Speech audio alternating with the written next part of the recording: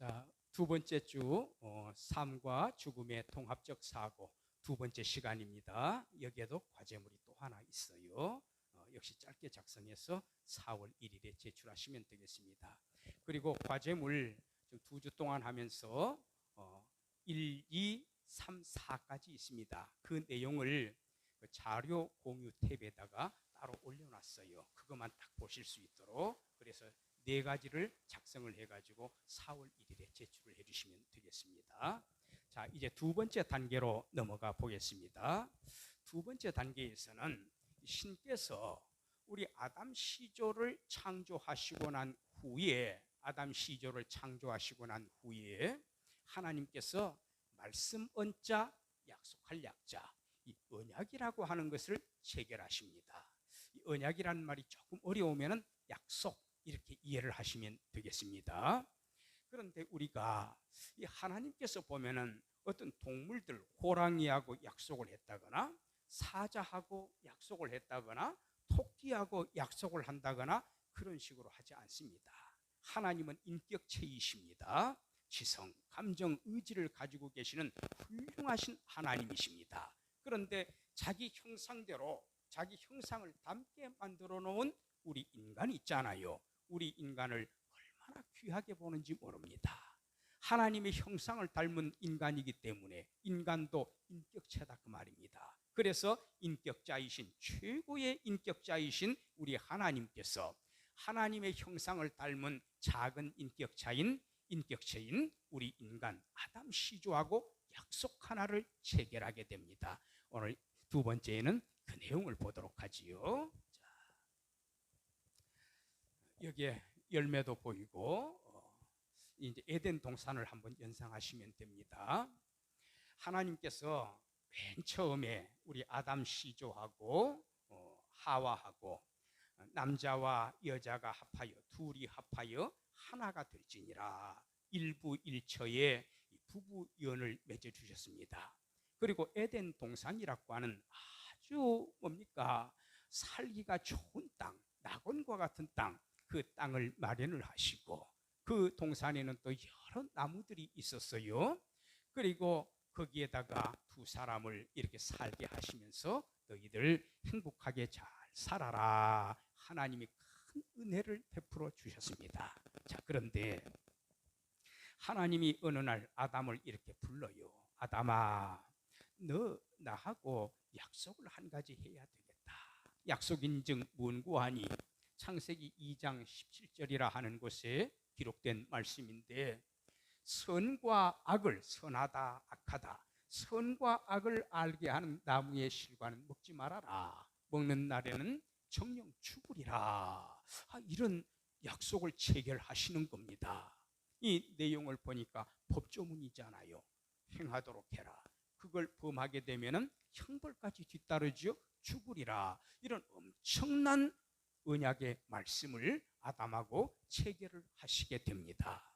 자, 그러면은 선악을 알게 하는 나무라고 하는 것은 무슨 마술적인 힘이 있는 게 아니에요. 아담이 동산을 거닐다가 그걸 쳐다보면 우리 하나님께서 저거 먹지 말라고 하셨다. 저걸 먹게 되면은 하나님 앞에 죄를 범하는 것이다. 그래서 그걸 생각나게 해주기 때문에 이 나무를 가리켜서 선악을 알게 하는 나무. 그래서 그 나무가 맺은 열매에서 흔히 사람들이 이렇게 부릅니다. 선악과 이렇게 부릅니다. 자, 그런데 결국 우리 인간 시조인 아담이 하나님과 맺은 이 언약을, 소중한 언약을 제대로 다 지켰느냐? 지키지를 못합니다. 결국에 이 언약을 깨뜨리게 됩니다. 하나님께서 주신 약속을 깨뜨렸기 때문에 하나님의 법을 저촉을 한 거지요. 그래서 약속대로 정령 죽으리라 죽음의 형벌까지 떨어지게 됩니다. 참 이렇게 되면은 우리 인간 세계가 비참해지지요. 그래서 우리는 이런 생각을 할 수도 있겠습니다. 아니 하나님, 애초에 이 선악을 알게 하는 나무 이거 지정해 놓지 마시고 어떤 나무의 열매든지 다 먹어도 좋다. 애초에 그렇게 설정을 해 놓으셨으면 아담이 죄를 범할 이유가 없지 않습니까? 또 그리고 아담이 죄를 범하지 않게 되면은 그 죄 문제를 해결하려고 먼 훗날에 구원자이신 메시아께서 오신다고 했는데, 그 메시아께서 오셔서 십자가에 나를 대신해서 죽어야 할 이유도 없었지 않습니까? 그 메시아가 인간의 죄를 짊어지시고 인간이 죽어야 할 일에 메시아께서 대신 죽으셨거든요. 그러면 하나님 눈에서 피눈물이 날 거 아닙니까? 내 아들 메시아를 너희를 대신해서 죽이는구나. 그런데 하나님 애초에 이 언약을 체결하지 않았으면은 그 메시아께서 오실 일이 없고 메시아께서 오셔서 비참하게 죽으실 이유도 없었을 터인데 하나님 왜 이 언약을 체결을 하셨습니까? 이제 그런 질문이 가능하지요. 여기에는 크게 세 가지의 이유가 있습니다. 첫째로는 이 약속이라고 하는 것, 언약이라고 하는 것은 하나님과 인간이 만나는 통로가 됩니다. 유일한 약속이 되는 거예요. 이 약속이 없으면 하나님과 인간이 만날 수가 없습니다. 자, 왜 그럴까요? 하나님과 우리 인간 사이에는 불연속성, discontinuity between God and man, 신과 인간 사이에는 이 불연속성이라고 하는 것이 있습니다. 보시오. 하나님은 얼마나 귀합니까? 창조주 하나님. 그런데 우리 인간은 어떻지요? 낮고 천한, 하나님과 상대적으로 비교해 봤을 때 낮고 천한 피조물에 불과합니다. 흙덩이 하나로 몸을 만들었고 영혼을 부여해 주신 것 아닙니까? 하나님은 가장 거룩한 분인데 우리 인간은 그렇지 못합니다. 하나님은 전지전능하시지만 우리 인간은 전지전능하지 못합니다. 하나님은 높으신 분입니다. 존귀하신 분입니다. 어떻게 감히 우리 인간이, 피조물인 우리 인간이 하나님과 동등선상에서 교제를 나눌 수가 있겠습니까? 그런데 우리 성경을 읽어보면은 하나님은 목자시고 우리를 양이라고 칭합니다. 하나님은 신랑이시고 우리 인간은 신부라고 칭합니다. 또 기독교인들은 하나님을 향해서 기도할 때 아버지 하나님 하고 기도합니다. 어떻게 그 높으신 하나님이 아버지가 되시고 피조물인 우리 인간이 그분의 아들, 딸이 될 수가 있겠는가? 또 하나님은 모세나 아브라함에 대해서는 이렇게 말씀합니다. 아브라함아, 모세야, 너는 나의 친구다. 너는 나의 벗이다. 그렇게 말씀을 합니다.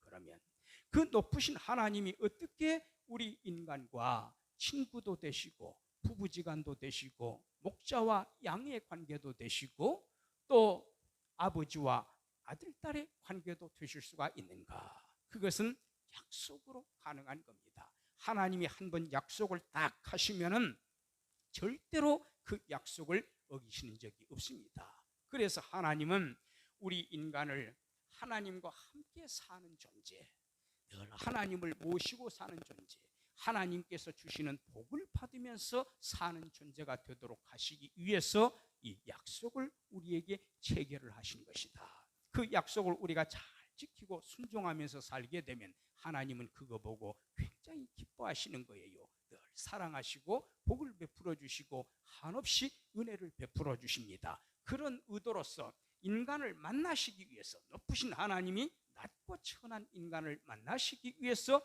이 언약이라고 하는 것을 체결하셨다. 그래서 신과 인간 사이에 있는 불연 속성, 이거를 타파하시는 겁니다. 그리고 만나시는 겁니다. 고로 이 약속은 통로가 됩니다.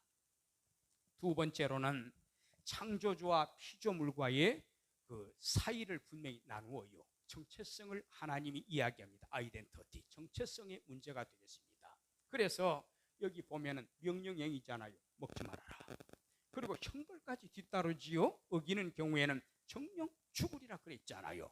하나님의 위치를 보여줍니다. 나는 하나님이고 아담아, 너는 어디까지나 피조물이야. 그러니 넌 피조물된 인간의 위치를 지키도록 해라. 감히 그 선을 넘어서서 하나님처럼 되려고 하는 교만한 마음을 품지 마라. 그래서 인간은 인간의 정체성이 있는 것이고 신께서는 신의 정체성이 있는 겁니다. 그래서 이 점을 분명하게 구분하기 위해서 이 언약을 체결한 것입니다. 법의 성격을 갖는 언약이지요. 세 번째로는 우리 인간을 하나님이 만드실 때에는 로봇으로 만드신 게 아닙니다. 무슨 프로그래밍된 그런 컴퓨터처럼 만드신 것이 아닙니다. 기계가 아닙니다. 하나님의 형상대로 지음을 받았기 때문에 우리 인간은 바로 도덕적인 인간이 되는 겁니다. 그래서 우리 인간에게 자유의지도 주셨던 겁니다. 하나님의 형상을 닮은 존재입니다. 인간이 자발적으로 순종하고 정말 열정적으로 하나님을 사랑하는 그런 존재가 되도록 하기 위해서 자유의지를 주신 거예요. 제가 이런 예를 하나 들어드려 볼게요. 어느 날 아버지가 포도원 농사를 하는데 포도 농사를 합니다. 그런데 이 아버지가 좀 이제 급한 일이 있었던지 첫째 아들을 이래 불렀어요. 얘야, 너 오늘 아버지 대신에 저 포도원에 가서 오늘 좀 일 좀 대신하고 와라. 그러니까 이 아들이 싫어요 하고 안 갔어요. 그러니까 아버지 입장에서는 아니, 낳아주고 길러준 이 자식이 어떻게 아버지께 저럴 수가 있느냐 하면서 굉장히 섭섭했겠지요. 자, 그런데 말을 안 들으니까 이번에 또 다른 아들을 불렀어요. 얘야, 오늘 아버지가 여차해서 바쁘니까 너 오늘 포도원에 가서 대신 좀 일을 좀 하고 와라. 그래 둘째 아들은 예 하고 대답을 시원하게 했는데 실제로는 포도원에 가지를 안 했습니다. 자, 그런데 첫째 아들이 가만히 생각을 해보니까 나중에 저 오늘 못 갑니다 하고 거절했었는데 가만히 생각을 해보니까 아니, 사랑하는 아버지께서 또 내가 존경하는 아버지인데 내가 어떻게 아버지 말씀을 거역을 할 수가 있나, 내가 참 잘못했구나 하면서 이 큰아들은 자책을 했어요. 그리고 내가 아버지 말씀에 순종해야지 하고서 마음을 고쳐먹고 포도원에 가서 열심히 일을 했습니다. 이 내용은요, 예수님께서 사람들에게 가르쳐 주실 때 했던 하나의 비유입니다. 그러면서 예수님이 질문을 하셨어요. 이 두 아들 가운데 그 아버지가 어떤 아들을 사랑하겠느냐 그랬더니 다들 대답이 똑같지요.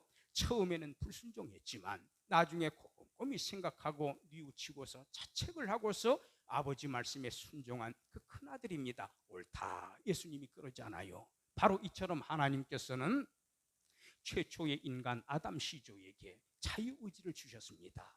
그래서 우리 영어 성구에 그런 말이 있지요. 영어 그 구절 가운데 From the bottom of heart라는 말이 있어요. 심장 밑바닥으로부터 진실되게 성실하게 마음속에 우러나서 자발적으로 순종하는 것, 바로 하나님은 그걸 보시고 굉장히 기뻐하십니다.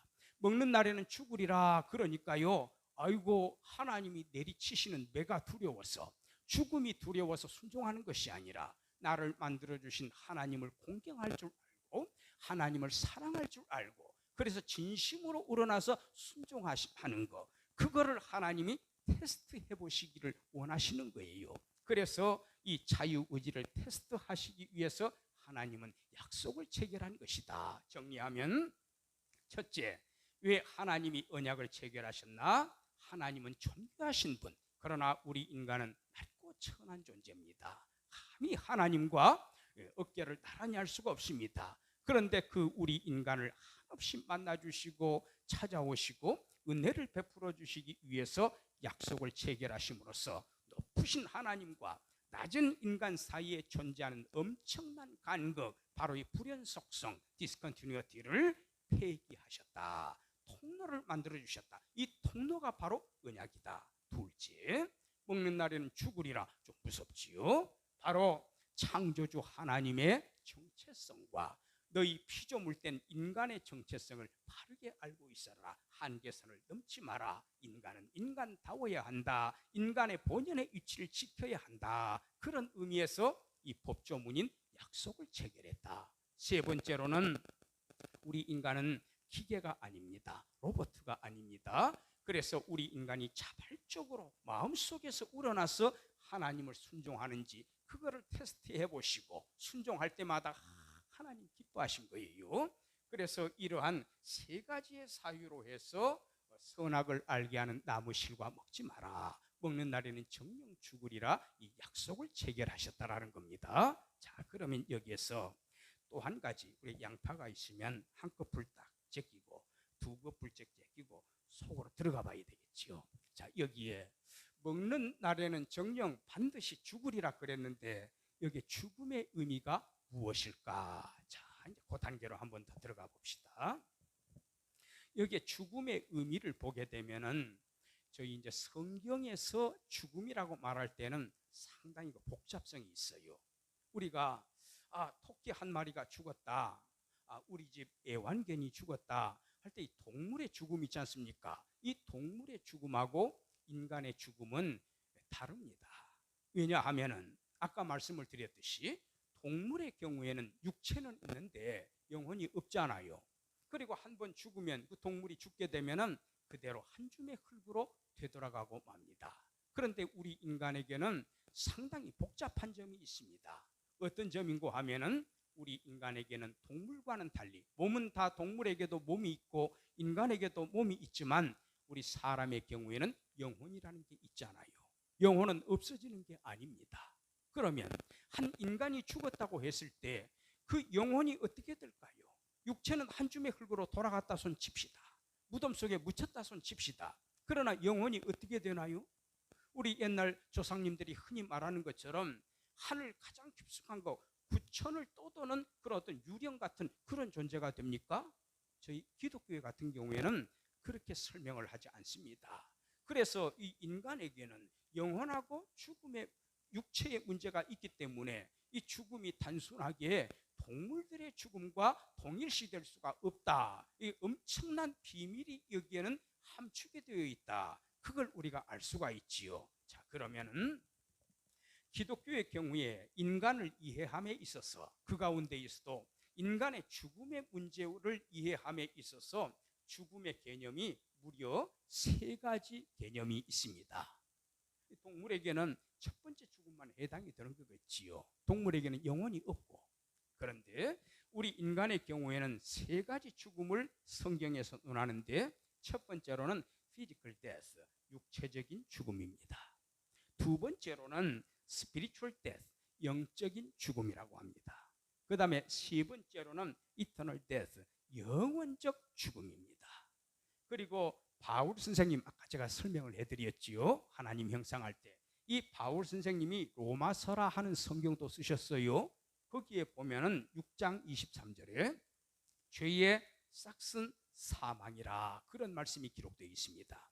우리가 버스를 타고 가려고 하면은 옛날에는, 지금은 카드로 타는 그런 디지털 시대가 됐습니다만 옛날에는 토큰이라든가 동전이라든가 학생들의 경우에는 학생표 회수권이라고 따로 있었어요. 그걸 꼭 집어넣고 가야 됩니다.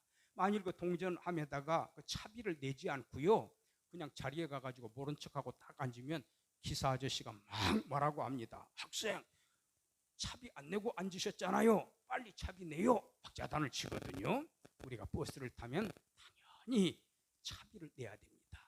비행기를 타면 비행기 삭스를 내야 됩니다. 배를 타면 배의 삭스를 내야 됩니다. 물건을 살 때는 그 삭스를 지불하고 물건을 사야 됩니다. 그게 의무적인 거지요. 마찬가지로 하나님께서는 내가 죄를 범하면 내놓아라, 나한테 내놓아라 하는 삭시 있어요. 죄를 범하는 경우에 이 삭스를 지불을 해야 돼요. 책임을 지고. 그런데 그 삭시 뭐냐? 사망이래요.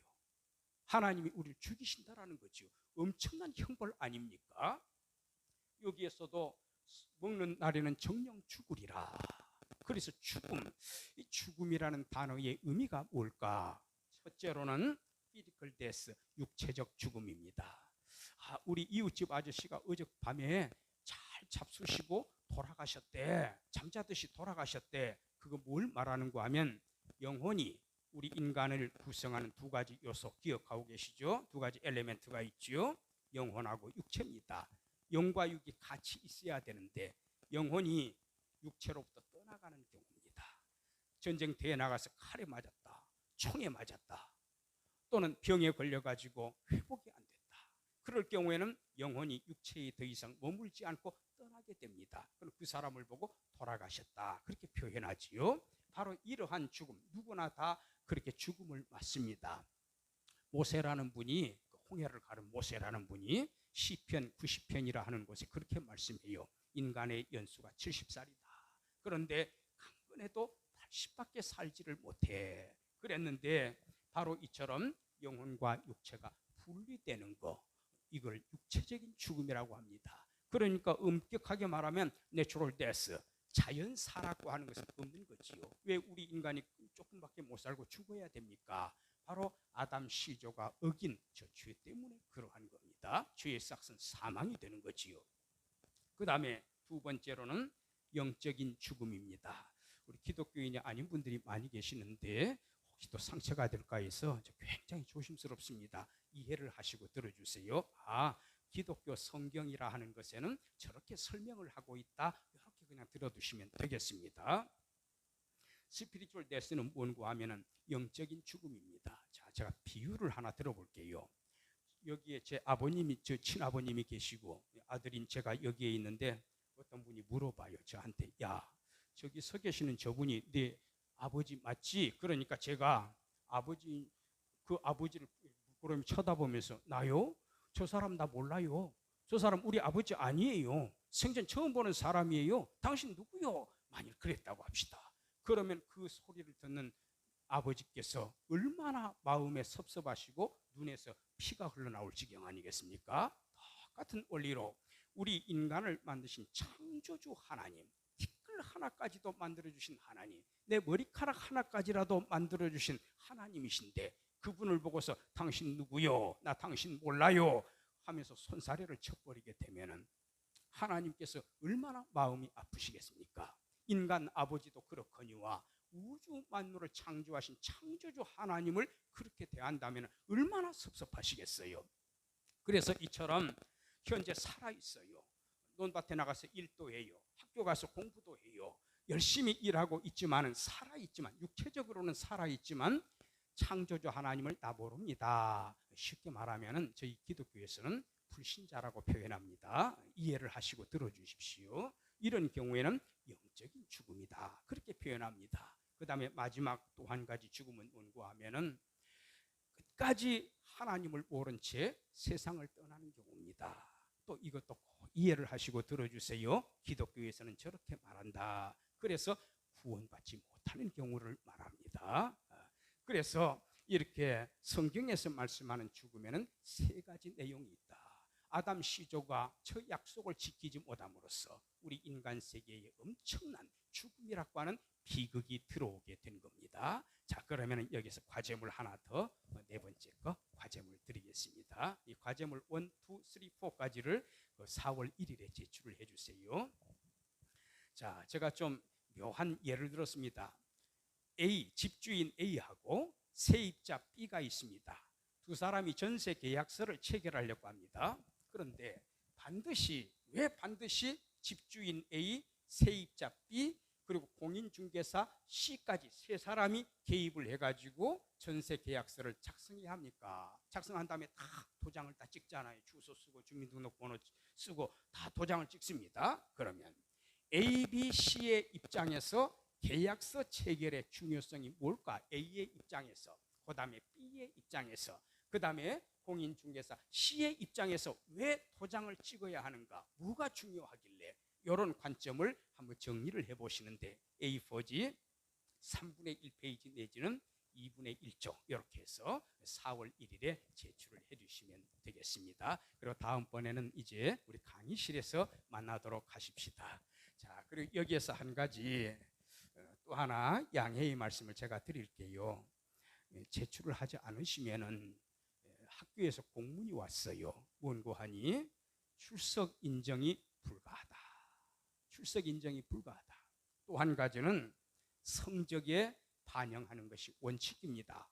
아주 강하게 이런 지침이 내려왔기 때문에 저도 어쩔 수 없이 이 과제물을 좀 요구를 합니다. 제가 만일에 50분 동안 쭉 강의를 하게 되는 경우에 여러 가지로 저도 고민을 했어요. 차라리 50분 동안 녹화를 할까? 그런데 고민점이 뭐였는가 하면은 학생들과 직접 페이스 투 페이스로 얼굴 대 얼굴 마주 보면서 강의를 하는 것이 가장 이상적이고 제 육성을 교실 안에서 들어야 되고 또 학생이 교수님 질문 있어요 했을 때 제가 답변도 해드려야 되고 또 학생들의 눈치를 이렇게 보면서 이해를 못한 것 같구나, 한 번 더 해줘야 되겠구나, 그런 그 수업의 뭡니까 요령 같은 거를 터득을 할 수가 있겠는데, 그런 점이 미흡하기 때문에 동영상은 가급적 짧게 촬영을 하고 진도를 좀 적게 나가는 거예요. 그리고 대신에 50분 수업을 채워야 되기 때문에 이 과제물을 드리는 겁니다. 우리 그러면 다음 주에 교실에서 만납시다. 감사합니다.